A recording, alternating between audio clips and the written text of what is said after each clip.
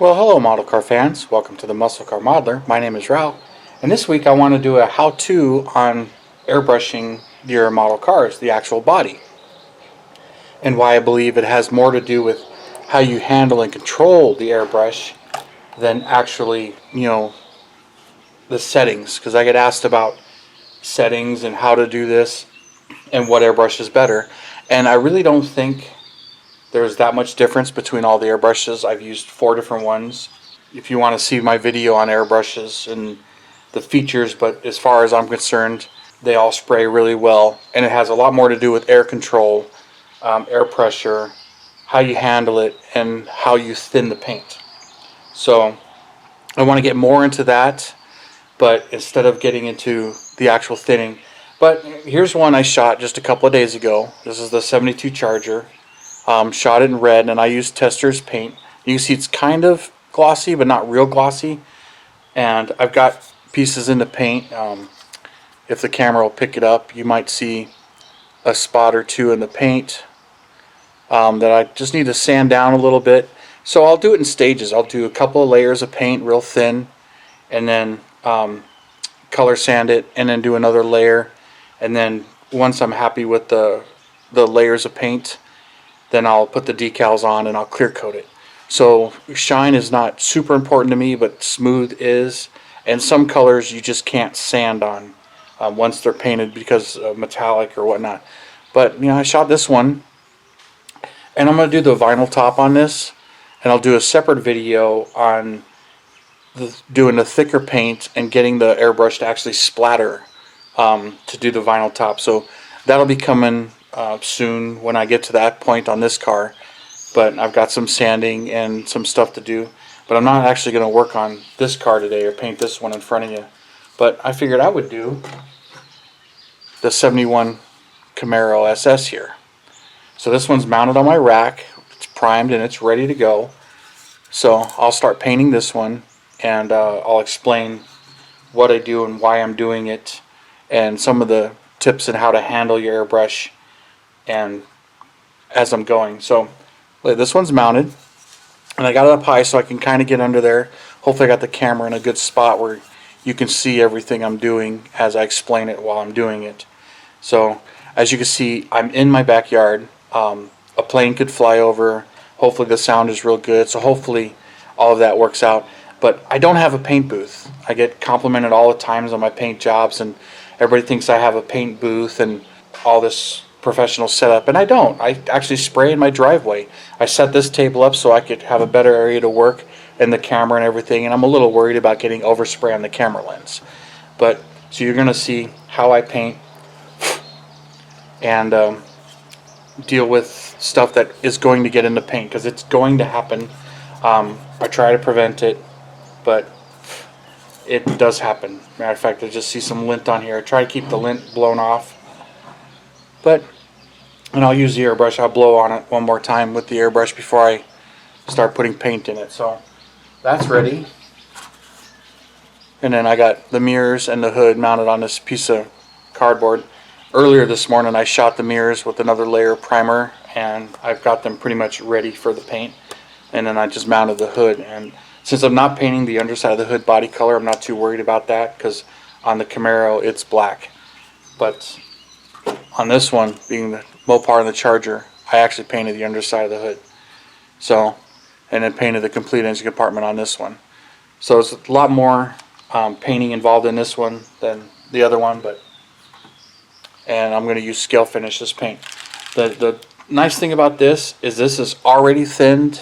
It's gloss enamel, so this takes all the guesswork out of here, and it even tells you, well, it doesn't say it on here, but on their website they'll tell you it's pre-thinned, ready to spray, and they recommend shooting at 20 psi. Here's my airbrush, the compressor, and turn it on, and you'll probably hear this in the background, but if you can see that, I've already got it set. It's a little past 20, but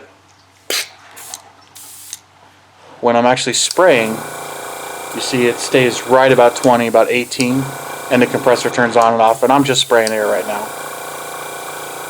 But as you can see, the air delivery is not affected, and it just keeps spraying. So this is a nice constant airflow. even though this compressor is turning on and off. And if you want to adjust it, the knob's right here.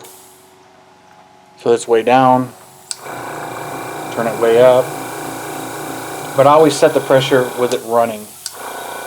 So I'll set it right at 20 with it actually running, because it will go up when you turn it off and it'll go down. And this is a moisture trap to keep the moisture out of it. So this is pretty much ready. So putting my cap on there. I don't really need to keep the cap on there, just use it for storing. But my airbrush is ready, and it's got it set for gravity feed. I like the bottle turned this way because I do a lot of shooting down, but I'll also pivot the bottle, and there'll be times where I'm shooting upwards just to keep paint going in there. And if you see my marble in there to keep the paint stirred up, I got plenty of these, so I do this all the time. So there's a steel ball in there to keep the paint stirred up. So I'll get this loaded up with paint, get the compressor down, because this really doesn't need to be here. It's set. Now I just put it out of the way. Alright. Now we'll get this here back. Gotta put the gloves on.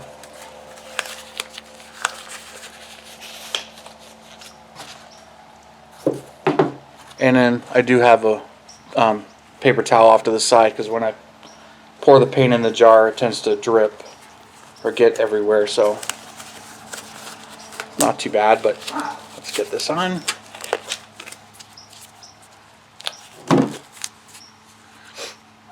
And knock this over. That's why I keep the cap on it till the last minute. Get that all stirred up, and we'll get to spraying. One of the first things I'll do is I'll use this, and I will just blow anywhere that I might see some lint. I washed this body this morning, and it's had some time to dry.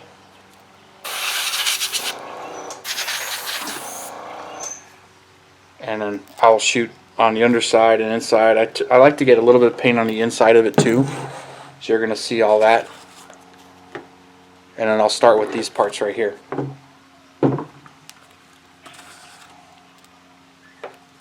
So first thing, let's put some paint in it.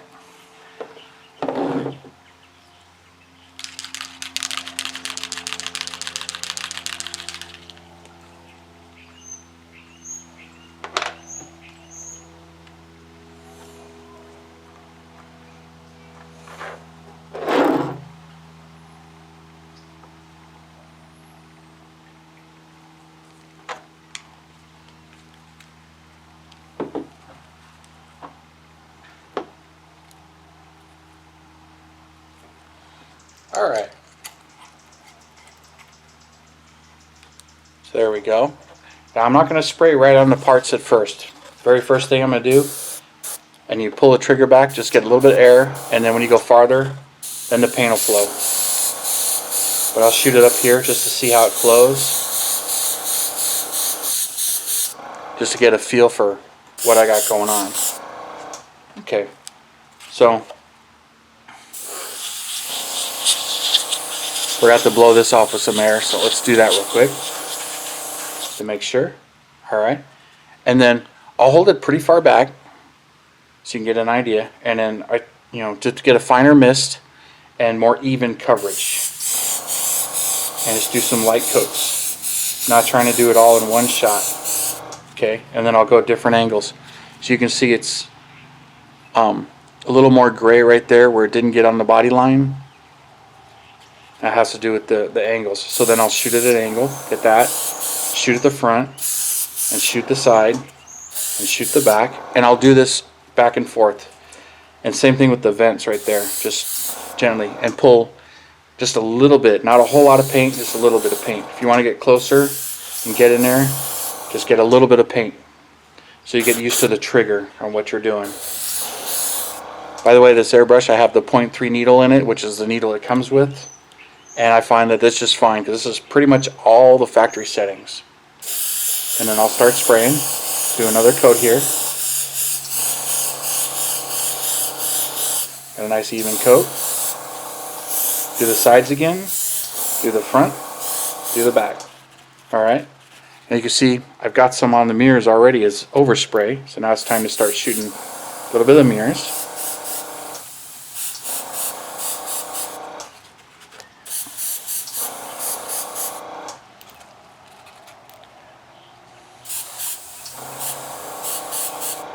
Alright, and then across the top. And just keep going at a little bit different angles, but just light mist coats and shots. So I got pretty good coverage there, but that's not my final layer of paint, but you can see how smooth and how even it laid out. And then I'll zigzag, and now I'm going to go crossways across the hood.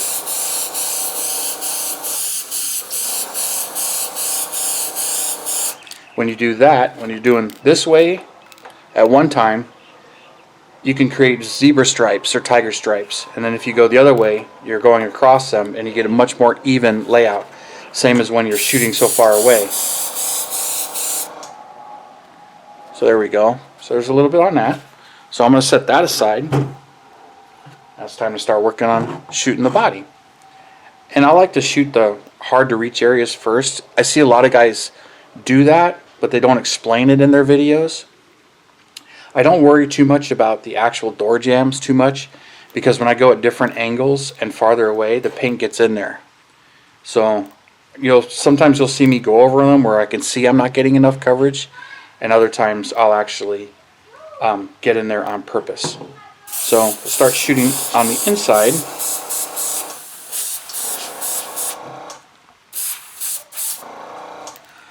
And I'm just shooting to get on the inside here just to get good coverage.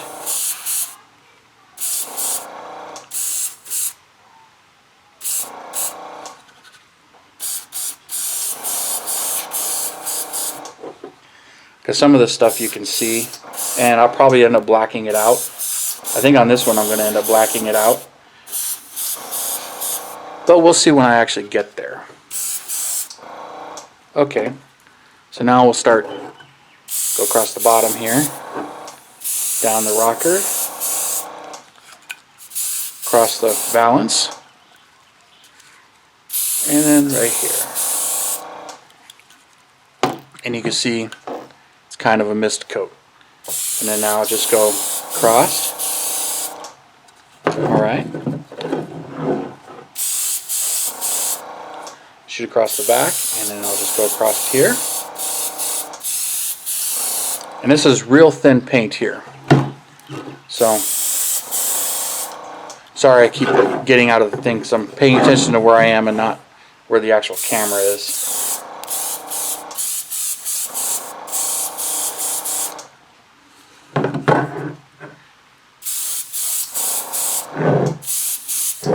Go get some across the nose.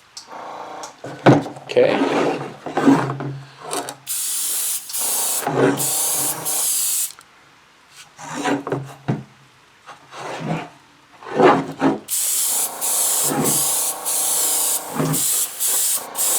And you can see I'm not even getting full coverage yet.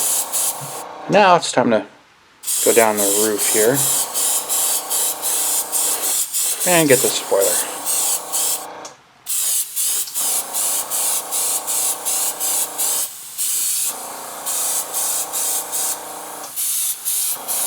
And inside the hinge areas. Okay, so there we are. Pretty nice even first coat.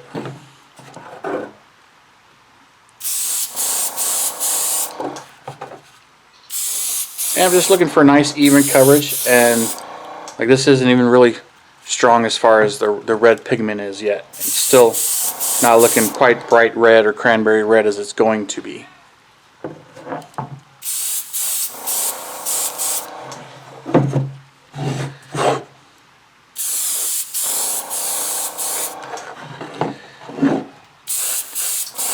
But just be patient, just keep going. A little here, a little there, getting the wheel wells a little better.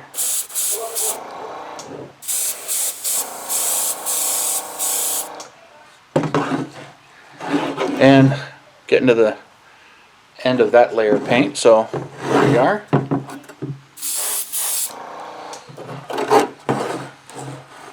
Alright, let's get some more paint in here. And we'll keep going. And I'll just keep doing this as stages. It's laying down. I haven't used a whole lot of the paint yet.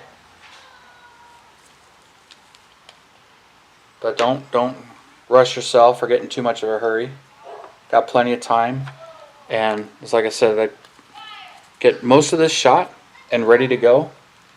And if I have to sand anything, I'll sand it and get the touch-ups going on from that point. So now, let's get another layer on here.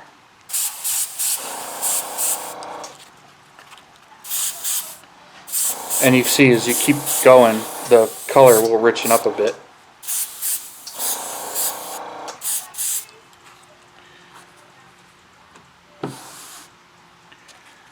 Alright, let's do some more on the hood. Let's go side to side.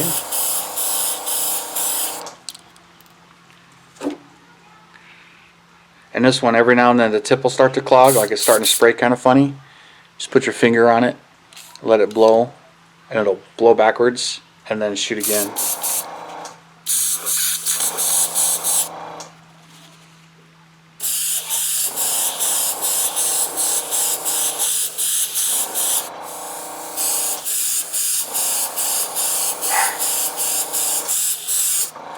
There we go. Now do the sides again.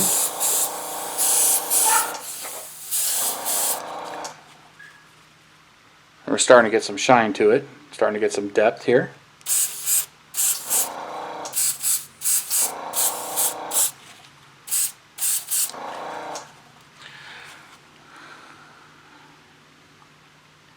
Alright.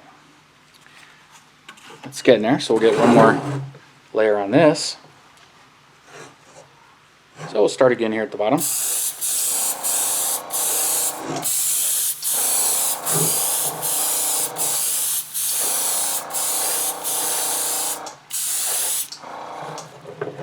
Okay.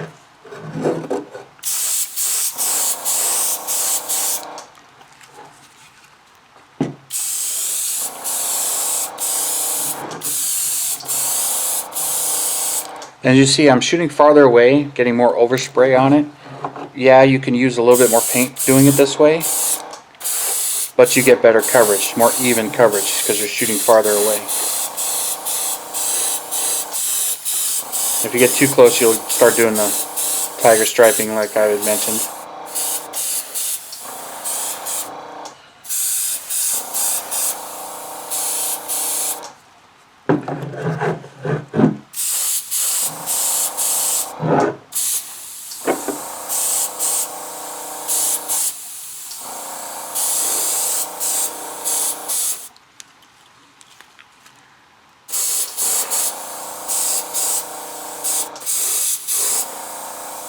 Again, I hope I'm keeping the camera in the right area.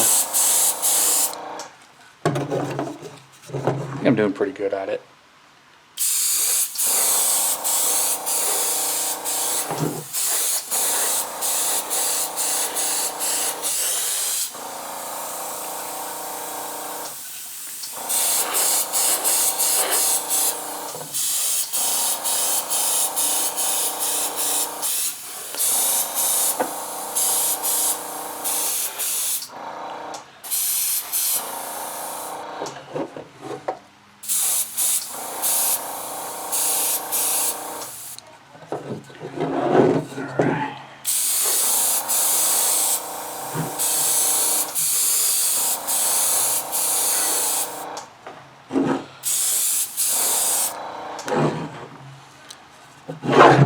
As you can see, this scale finishes paint sprays very thin and very even, and as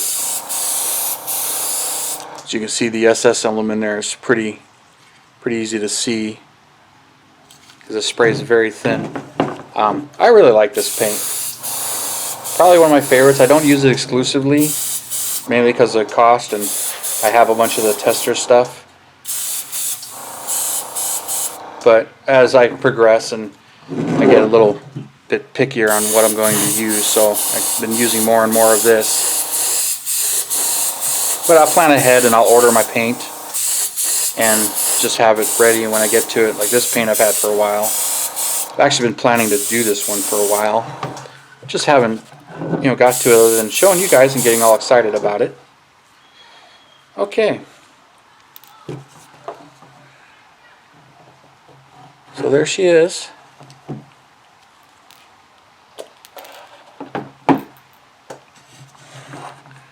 So you saw me shooting as far away as I can. Not as far away, but pretty far away. Shooting pretty far away and misting it as much as I can and getting as much coverage as I can. Really liking the way this is coming out, the shine. So I'm going to let this sit and dry. And there might be an area or two that I'll have to color sand and touch up and do another layer, which that's how I plan to do it. I'll usually have it like this and I'll let it sit for 2-3 days, but I'll go put it in the garage where it's not out here in the backyard where bugs can go fly and stick to it. But there it is. She's a shot, and I'll go clean my airbrush, get it all ready. And actually I'm going to clean my airbrush and do some interior colors on another one of my builds. But this one's going to sit and dry along with the hood and these parts. So they're going to sit and dry. And then I may get to sand it on this charger here, because this one, I actually did this one last weekend. So this one might get color sanded and cleaned out, but I got to clean out my airbrush really good when I switch from this paint to that. And I'm, let's see, halfway through. So I've only used half of the paint, but I already know I'm going to do another coat on it. So this one's going to keep progressing. So that, thanks for watching, and I hope these tips help you, showing you airbrush control and how to handle it and how to spray and how much paint you're actually using when you pull the trigger back. When I'm farther back, I'm pulling the trigger all the way. When I get up close, and I'll only pull the trigger and spray a little bit of paint. If you saw how much paint's actually coming out. But that's how I do it, and that's what I was talking about as far as airbrush control and how to do all of this. So thank you for watching. Thank you for subscribing and tuning in. And you guys, you have a wonderful day, and I'll see you next Saturday.